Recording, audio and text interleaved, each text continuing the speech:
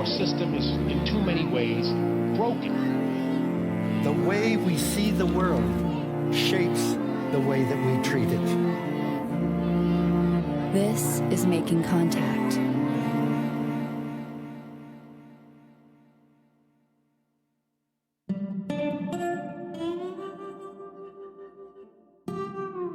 I'm Amy Gastelum. This week on Making Contact, we have the final show in a 3-part series observing Black History Month. It's about the historically Black neighborhood Greenwood in Tulsa, Oklahoma. The series has covered the arc of the neighborhood, how it got established, and the incredible victories it's achieved. All this despite calculated racist attacks. But a modern-day gag order, House Bill 1775, is undermining how kids in Oklahoma learn this history. 1775 limits the way in which one can talk about the Tulsa race massacre. It has to be talked about in this big misunderstanding, Today we're going to talk with Christy Williams, a Tulsa activist who is doing something about it. And I had no idea, Amy. I was like, how can I do this? How can I make this happen? Stay with us.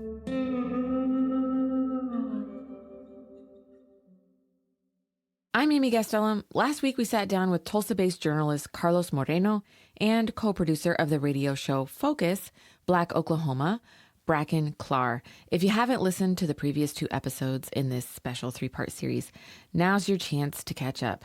You can go to your favorite podcast platform or go to our website, radioproject.org, to listen back. So far in the series, we've covered the establishment of the North Tulsa neighborhood Greenwood in the early 1900s by a Black couple, Emma and Ottawa Gurley. The neighborhood flourished until 1921, when a group of white people attacked it, burning buildings and killing residents. This is known as the Tulsa Race Massacre. But since Black folks owned the land, they built back. And the height of Greenwood's prosperity was actually in the 1940s. But it wouldn't last. The federal government's urban renewal project gave money to cities to buy up so-called slums. All over the country, cities aggressively targeted buyouts of communities of color. That's what happened to Greenwood. And now most of the neighborhood is owned by the city. There is an enclave of residents pulling from the rich history of the area and proudly building from those historic roots. But progress that's being made for Black folks in Tulsa has been hobbled by a 2021 state law that limits the discussion of race in classrooms, House Bill 1775. Here's Bracken Clark. 1775 limits the way in which one can talk about the Tulsa race massacre. It can't be framed as an organized white enclave attacking a historically Black part of town. It has to be talked about in this big misunderstanding. You can't talk about the reality race played in the destruction of Greenwood or in the building, in the success of Greenwood. Because of Jim Crow segregation laws, Black residents of Tulsa couldn't spend their dollars outside of Greenwood.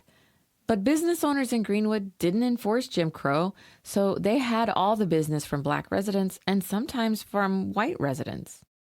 But you can't sort of talk about that with 1775. So it only allows the telling of a very, pardon my juvenile pun, it sort of whitewashes the whole thing. And there are people in the schools, both teachers, administrators, students, who are direct descendants, who have family that lived through this, and they can't talk about their stories, lest someone be made uncomfortable. Here's Carlos Moreno. And the people who might be made uncomfortable are the very streets and neighborhoods that we drive through and on every day. Carlos said victims who filed insurance claims after the massacre also named defendants in the lawsuits. And these are names like Crutchfield, Whiteside, New Block, McCullough. These families are still around. So not only do you have descendants of the victims of 21, but you have descendants of people who brought 2 branches of the National Guard into Tulsa, organized, prepared airplanes to bomb this neighborhood, which took an incredible amount of coordination and planning. Their names are being kept out of this story, I think, for reasons that would make those families and make families who are still in power in Tulsa uncomfortable about their history. It's a conversation that we haven't had yet in Tulsa. And Carlos says House Bill 1775 makes it more difficult to do so. Like there would have been an opportunity to speak with the Whitesides and the Crutchfields and the New Blocks and the Bradys and the Joneses about how they feel about being descendants of people who attacked this place. The Bynums, the LaFortunes. And we're not providing the opportunity to have this cross-cultural dialogue that Tulsa so desperately needs. And I strongly believe that any sort of healing can't happen until we talk about that. When Tulsa activist Christy Williams heard about House Bill 1775, she felt called to do something about it. So she made a Saturday school where people could sign up to learn about Black history. We caught up with her a few weeks ago to learn more about the program. Hi, so nice to meet you. I'm just going to hit record. Miss Christy is the great-great-granddaughter of Jesse Franklin, a man enslaved by the Creek Nation who traveled with them on the Trail of Tears to Oklahoma. When he was emancipated in 1866, he became a member of the Creek Nation, becoming what's known as a freedman. She's also the descendant of Cherokee citizens, and her great-aunt survived the 1921 Tulsa Race Massacre. She's a community organizer whose expertise on Greenwood has been recognized by documentary makers from CNN to National Geographic. And she's the founder of Black History Saturdays. With this program, Miss Christy hopes to maintain an honest and comprehensive understanding of Oklahoma's Black history. I asked her to tell me about the bill that's trying to bury that history. Yeah, so House Bill 1775 basically just puts a lot of restrictions on how Black history can be taught in the public school systems.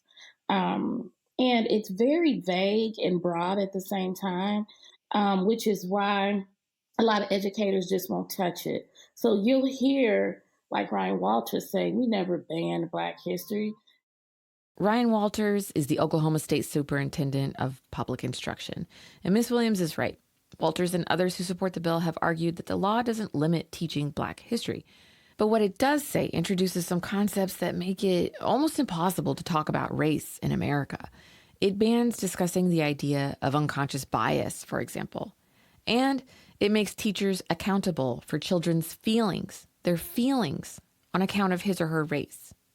And the sad part about it is that this is what Black children have been doing the entire time in public school systems. They have been feeling that way, and the psychological damage of not seeing yourself represented in history, but also limiting your history to slavery. When you think that you're just a product of slavery, what that does to you psychologically, it is horrible, and it harms the growth of our young folks.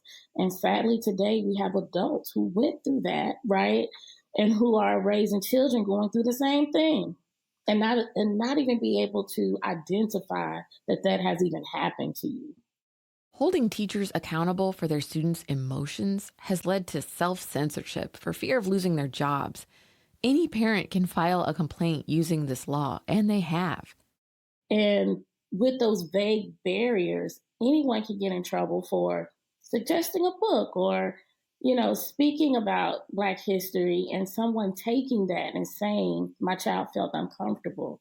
And then there you have it, because teachers have been fired in different counties throughout Oklahoma already because of that. So no one is wanting to touch it. So that's basically how I kind of sum up the House Bill 1775. The American Civil Liberties Union, along with several Oklahoma educator groups, sued the state right away after it was passed. They argue House Bill 1775 violates First and 14th Amendment rights. They've repeatedly asked for an injunction which would stop the law from being enacted. The injunction has not been granted, but the lawsuit is ongoing. The judge in the case heard opening arguments late last year. Everybody I've talked to about it talks about the way that the massacre just wasn't talked about among the people who suffered as victims. Mm-hmm. It was really pushed under the rug type of thing. And so, 2021 comes around, we're at the centennial, more people are starting to talk about it. We're starting to tell the real story of what had happened. And then House Bill 1775 comes along. Yeah. Mm-hmm. Mm-hmm. Absolutely. Absolutely. And being a descendant also of the race massacre, I've always known about it. I just didn't know that's what it was called. My Aunt Janie, I was blessed to be able, to meet her before she passed and had those conversations where she would tell us about it. But I wish I knew then to ask questions because I was young. But she called it that time when white people were killing Black people in Tulsa. I mean, we thought she was absolutely crazy, but she was absolutely right. And today I'm finding more of the things she said is true. It happened.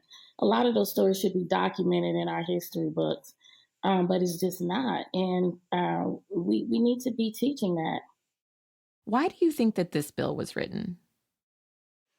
I really do believe that the bill was written because this time in our country, we've seen our youth come together, white, Black, and the youth has the ability to change this power structure.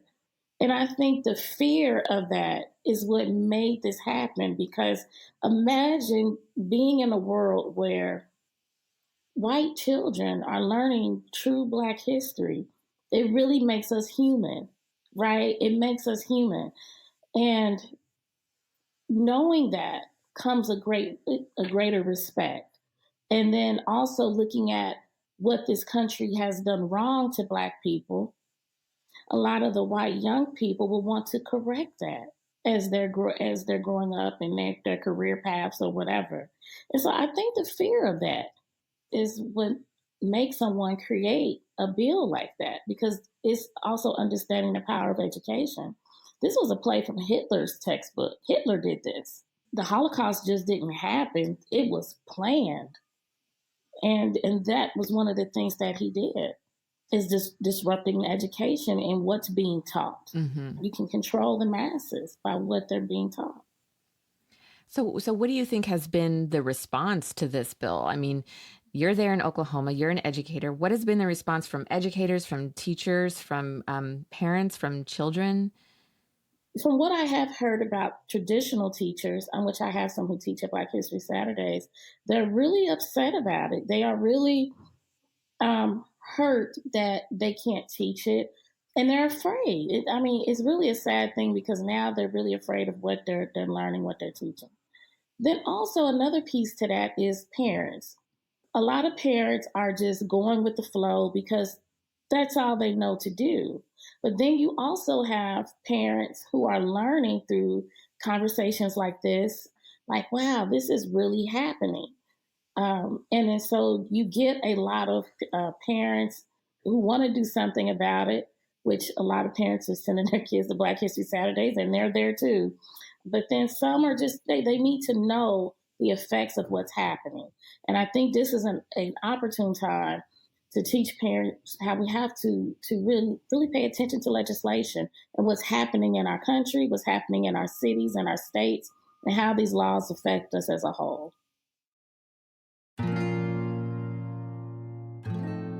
You're listening to Making Contact.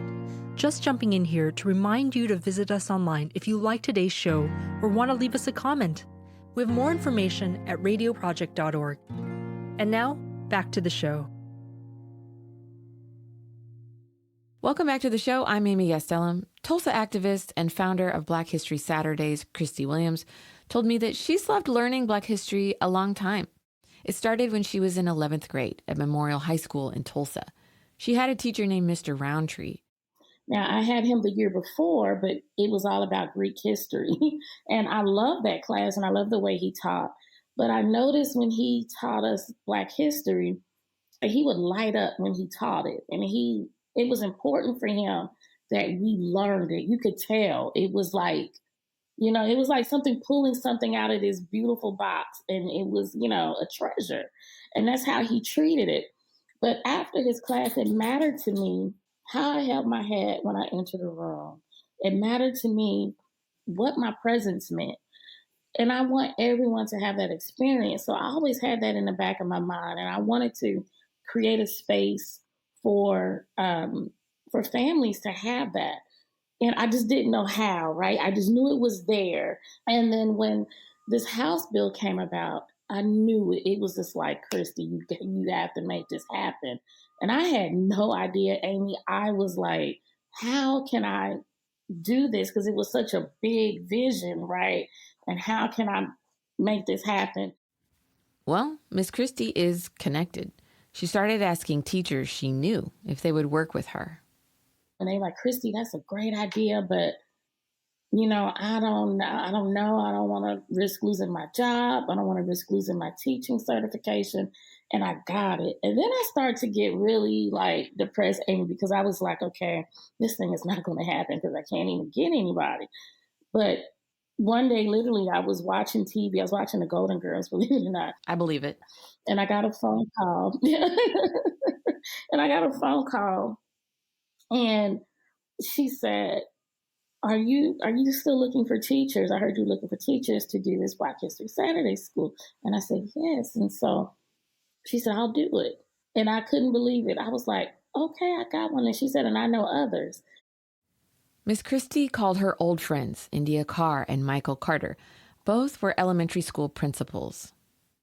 I mean, they've been good friends of mine, and they are amazing at what they do. And I thought, gosh, I got to get them together. So I told them this, and they were like, okay. Then they started to reach out to people who they knew who would love to do this. India and Michael are part of the team who developed the curriculum and now implement it. We'll get to the curriculum in a minute. But first, I want you to hear how Miss Christie secured the building. Miss Christie has a lot of friends. So a friend of mine, Charles Harper, has this facility called EduRec, Education Plus Recreation. So he said, Christy, just come use this space. It's private property, and you can do Black History Saturdays here. And it worked. Everything just started coming together. The seed money came from a documentary program through National Geographic where Miss Christie is a lead storyteller. Pastors came together, gave me more money. So I was just like, it was like a begging, because you want it to be free to participants. So you got to keep it going. So yeah, I think it was just intention, manifestation, and God and my ancestors. This month, the group is celebrating their first full year in operation. Here's how it works. On the first Saturday of every month, 120 people, kids and adults, gather for breakfast at EduRec. Then they break into small groups based on their age. They all learn lessons in Black history, and then the families come back together for lunch. It's beautiful just to see the whole family there. And the way we designed the curriculum was past, present, future. And so we started with Africa, and then, the present, and the future is beyond Juneteenth. But what I love about it is that framework and that curriculum is the same for everybody. They're just learning it on different levels. And so my goal was so that family in the car going to the grocery store and, mom or dad can say, what did you learn today? And everybody's on Africa. So now everyone is learning different things from what everyone has learned at the different age groups. Within that framework of past, present, and future, topics can depend on a teacher's area of expertise. They range from politics to poetry. They even had a professor of anthropology zoom in for lessons. This year, the group is adding piano to the mix. And then I have a chef, because I wanted the food to also be a history lesson. Wow. So I wanted the chef to prepare meals from around the globe of Black people. And so they've done that. We've had dishes from the Caribbean, Africa, so other soul food. There's all kinds of, things. I wanted them to also have that history lesson with food. But that's how it all came about, Amy. Everything just started coming together, like even finding this chef, and it just literally started falling in my lap. And it was just a matter of just piecing it all together. When she started the program, Miss Christie thought most attendees would be kids. and she was worried about drop-offs and pickups. How to get the kids connected to the right adults. As you know, as a mother of young kids, the pickup and drop off thing in schools are like, It's intense. yes, it's intense. It gives me anxiety. But luckily, I had no drop offs. They all stay. Oh, wow. The whole family stays. So, Yeah. So who, like, when you talk about you had to limit it to 120 people, are you turning people away? yes, I had to because that was the budget that I had for was just, 120 people. And then getting the teachers, because I pay my teachers. I didn't want them to do this for free. So I pay my teachers a monthly stipend. I have more space to have more people. Just the funding is what you need more Yeah. of to have more people. And one of the things too, Amy, like I didn't want this was my first year. I didn't want to just do it in a month. I started at Black History Month, but Black History is 365 days a year. But I wanted to not, once people complete it, I don't want to let them go. I want them to advance to another level. Mm-hmm. So I'm still also figuring that out. Like, how do I still keep you here? Because there's still so much to learn. That was part of my question too, is like, what's the plan for the life of the project? Like, what's your vision? If you had to like come up with like, okay, this is my dream, like really what I want. Do you have that like identified yet? Or are you still kind of like going with the flow and seeing what happens? Well, I have. What I would like to do is start Black History Saturday chapters across the country. Mm. And so I would love to come in and show people how I did it, how to do it, how to keep it going. And even though this is my first year, I've had people reach out to me. I've had people from Florida, Texas, Kansas City, Arkansas, Houston, those people to reach out. It's a great thing, and we don't have to reinvent the wheel. Right. I did the work on the model. You're willing to share the model. Right. And let's do this. Okay. Because we have to make this happen. It's so important that we do it. So if our listeners reach out to you, like you'd be willing to share like your curriculum and your model and Yes, so I am going to be working with people on that too, and some people like, Christy, you got to sell it, and maybe I'll get to a point to where I can, because this is something that I want to do, but it's so important for our country. It really is. Mm-hmm. Yeah, because Oklahoma is not the only state dealing with laws like this around education. You mentioned Florida, you mentioned Texas. We know that there are bills trying to limit education. Even in states where they don't have a House Bill 1775, I mean, they still limit Black history to February. So there is still, we need more of that. We really do. We need more intention to Black history, being taught to Black people. Miss Christie believes it's important for folks who aren't Black to learn Black history. But Black History Saturdays is a space for Black people to learn their history among themselves. Because there's an unlearning that has to take place to relearn it. And it's almost like a spiritual ritual. I mean, it really is. And so it takes that because you're dealing with oppressed people. And so there's a way that you have to reach them. And the space has to be sacred. Yeah. I'm going to go down that road a little bit and just say, like, my background is as a nurse, a public health nurse for many years. And, so I've been like taught about, trauma and how we talk about trauma and how we cope with trauma and how we heal from trauma. And I think I don't remember where I learned this, but it was something about like a lot of times trauma comes from interactions with other human beings, but like healing from trauma also comes from interactions with other human beings. Yes. So true. There's a few people who cry every time. Because at the end of Black History Saturdays, we meet back in the cafeteria and we'll get like 2 people from each class to share out what they learned. And, you get some people who actually cry because they've never, and it's usually adults, they never sat in a space to really learn about their history. I have more adults than children. I have about 58 adults. And that struck me because there's so many adults who want to learn about who they are. And this dawned on me. There's so many of us running around here who don't know who we are, where we come from. And so that struck me because I just knew I was just going to be full of kids. But no, so that got me. Miss Christie is delighted about the adult turnout, but her focus is still on the kids. She said it's been cool to see them light up, even if the timing isn't their favorite. This was a Saturday morning. It's a Saturday morning. They don't want to get up. And so I could see it on their faces the first day we had it. But now they're like, wow, I've learned so much. And now they're wondering why can't we learn this in school? So they're asking these questions and challenging us and they're getting a deeper understanding of history. And they've expressed that. Even like the high schools, I have some high school students and they're like, now when I learn history at school, I understand some things deeper than what we're learning. And they see the gaps, and so that's important. They're identifying the gaps. And that's what we want them to do, because it's going to be them that's going to change this. You have a lot of faith in the youth. I do. Me too. Yeah, I do. And I can't remember who said it. I think it's Frederick Douglass. I mean, it's so bad because I started Black History Saturday. But, that's okay. Where he said it's hard to change.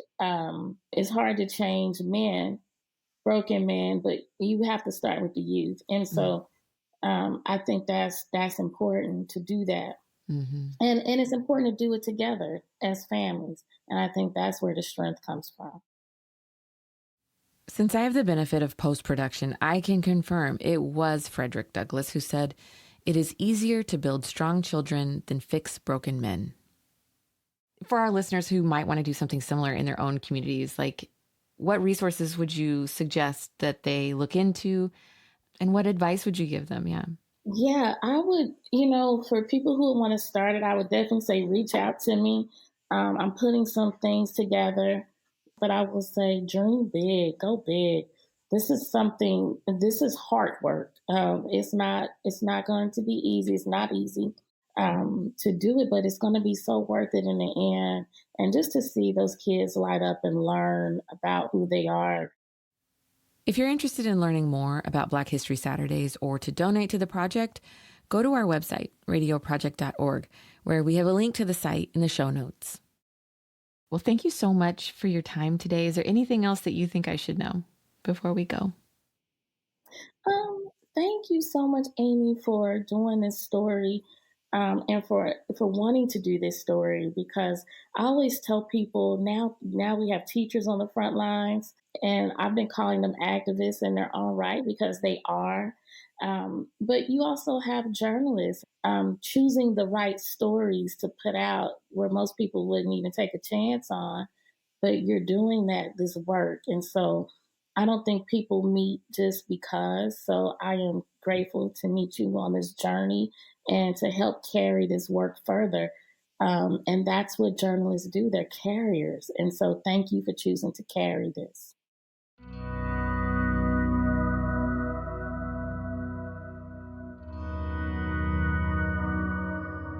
I'm Amy Gastelum. You're listening to Making Contact. This has been the last episode in a 3-part series exploring the history of Greenwood, Oklahoma. To listen to all the episodes, go to our website, radioproject.org. There you'll find links to Black History Saturdays and the Tri-City Collective in the show notes. Until next week.